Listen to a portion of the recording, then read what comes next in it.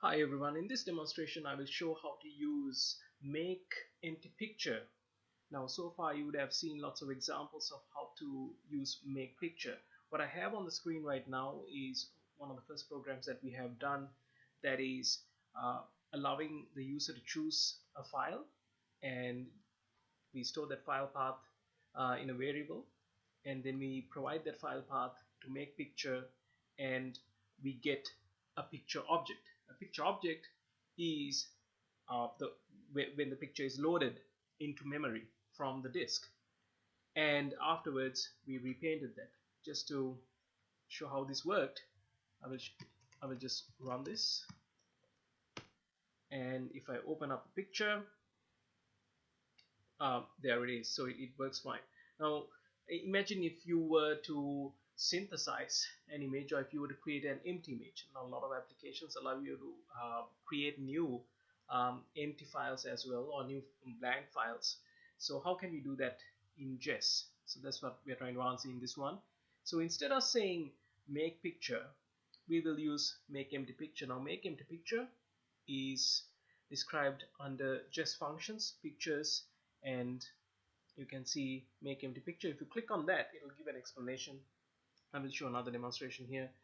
So what I will do is I will have that commented out so we can actually compare how things work. And we still say pic equals, or we need to give a picture object name.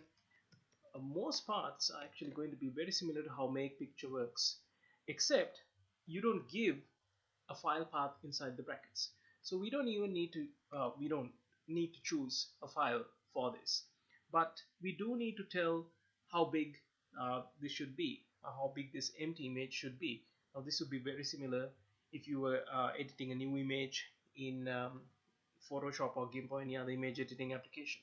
So for example, if I want to say 400 by 300 as the width and height, I can just put it inside brackets like that. So, and then I will get an empty image like that. So if I want to make this nicer, I can assign the width and the height. Width is 400, the height is 300, into separate variables, and use those variables instead. Now this is highly recommended because that's better programming. It's much easier to manage that kind of code. So all I need to do is make this make changes, and then there you are. So I'm not demonstrating any parameters or anything because this is a specific application. So that's how you use makeEmptyPicture in the most basic sense. makeEmptyPicture also allows you to optionally specify